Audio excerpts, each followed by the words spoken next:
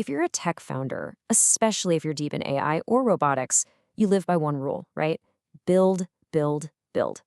But what if the most crucial thing you build on day zero isn't the product itself, but the wall around it? Today, we're going to talk about why your intellectual property strategy isn't something for later. It's your first, most important move. I mean, this quote just hits home, doesn't it? Most founders wait too long to think about intellectual property. They're busy building, testing, shipping. It feels like boring legal stuff, paperwork you'll deal with, later, after the launch, once you've got some traction. It's always a problem for tomorrow. But here's the question you really have to ask yourself right now. Are you building on unstable ground? Because ignoring IP early on, that's not just putting off paperwork. You might be building a huge fundamental weakness right into the foundation of your company. And that delay, that tendency to push it off, well, that's what we're calling the founder's IP blind spot.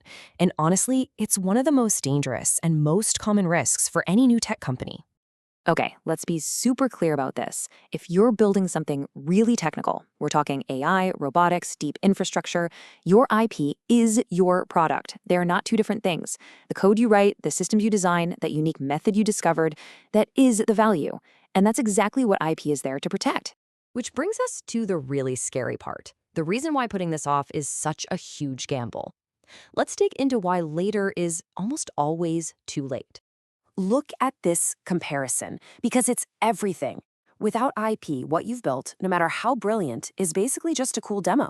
It's a feature someone else can easily copy. But the moment you wrap it in IP, it transforms. That cool demo becomes a fundable company. That easy-to-copy feature becomes defensible.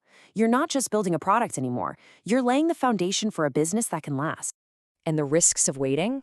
Oh, they are very, very real. The second your invention is public, maybe you showed it in a pitch or launched a beta, your options to protect it shrink, like instantly. A competitor, even one who's way behind you, could file before you do and literally lock you out of your own idea. And trying to clean up that kind of mess later, it's not just expensive. Sometimes it's just plain impossible. And maybe worst of all, you lose massive trust with investors. They need to know you're building a fortress, not just a tent. So, to get this right from the start, we have to completely reframe how we think about this. Let's get one thing straight. When we say IP strategy, we're not just talking about getting a patent. It's so much bigger than that. A founder's IP strategy isn't about filling out forms. Think of it like this. It's your game plan for turning your invention into something nobody else can copy. It's how you carve out and own your unique position in the market. It's your competitive advantage made real. You should think of your IP strategy as a product lens. Seriously, when you're forced to define what's truly unique and protectable about your work, you're also forced to define what's absolutely core to your business. It brings this incredible clarity. It helps you decide what to build first and where to focus your limited time and money with total conviction. And when you have that clarity, well, that's when it becomes your fundraising secret weapon. Having an IP strategy from day zero gives you incredible leverage right when you need it most, when you're asking for money. Every single founder knows these questions are coming from investors, right? Why you? Why now? What's stopping a huge company from just building this and crushing you? Answering these questions well is pretty much the whole ballgame, and a solid IP strategy is the heart of a powerful answer. Your IP strategy answers these investor questions directly. First, it proves your moat. You're not just saying you're different, you're showing them the legal shield that makes you different. Second, it signals long-term value. It shows them you're thinking like a CEO, building a foundation, not just sprinting to a feature launch. And finally, and this is huge, it lowers their perceived risk. It gives them the confidence that your competitive edge isn't going to just vanish 6 months down the road.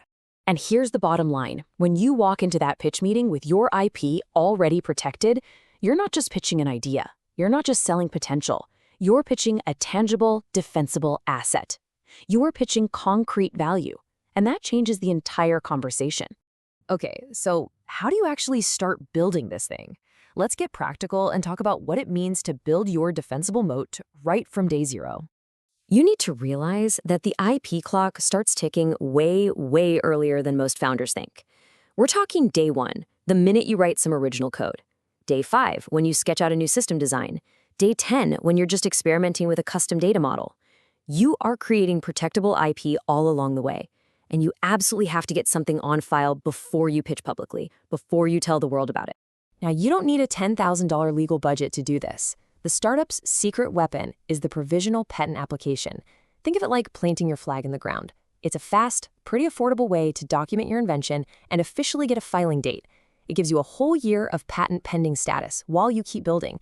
It saves your spot in line and sends a powerful signal to investors that you're serious about defending your turf. So that leaves us with one last really important question for you to think about. You've poured your heart and soul into building something valuable, no doubt about that. But have you done the work to make it defensible? Because in the tech world, if you can't defend it, you don't really own it.